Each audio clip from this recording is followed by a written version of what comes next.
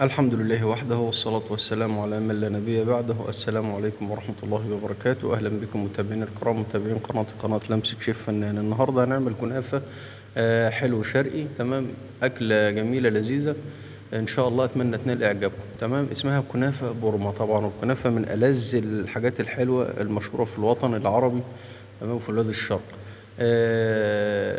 دي مواسير استانلس معانا، اهم حاجه تكون نظيفه واستانلس، تكون ناعمه، بحيث ان احنا لما نيجي نخرج منها الكنافه بعد ما تخش الفرن تطلع معانا بسهوله يعني. تمام، هنجيب الكنافه وبرصها، ولما نيجي نرصها بشكل طولي كده.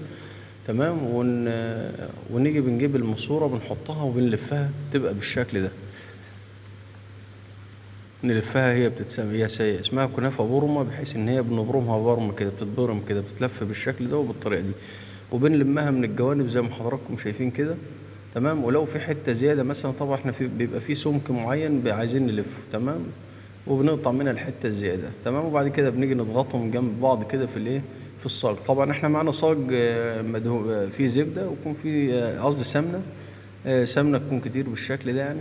تمام، وبنلفها، ولما نيجي برضو بعد كده نيجي آه، طبعا زي ما حضراتكم شايفين، دي الكنافة اهي محطوطة بشكل طولي. تمام، بندخلها الفرن بقى، وهندي رشة سمنة من فوق، يعني رشة سمنة على الكنافة من فوق. تمام، بتخش الفرن على درجة 180، حرارة 180، وبتقعد ساعة الا ربع. تمام، ممكن في الفرن عندكم مش لازم تقعد ساعة الا ربع، او ممكن اكتر على حسب ما تحمر. اهم حاجة ان هي تطلع معانا محمرة بالشكل ده، وتاخد اللون الجميل اللي حضراتكم شايفينه ده.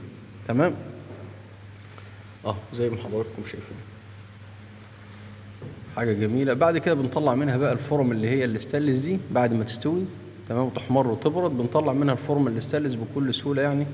تمام، وبكل سلاسة. وبعد كده بنحشيها بقى كريم شانتيه. كريم شانتيه بتتحشي كريم شانتيه، او ممكن جناش ابيض، تمام، اللي متوفر عندكم. وبنحشيها بالشكل ده، وبعد كده بنرش لها عسل. ده بقى عسل ابيض، ونحط لها عسل ابيض، مش بتاخد سيرب. تمام، مش بتاخد سيرب. بعد ما بتبرد خالص بندي لها العسل الابيض كده عليها من فوق. هي بتشرب العسل بقى الابيض زي ما حضراتكم شايفين.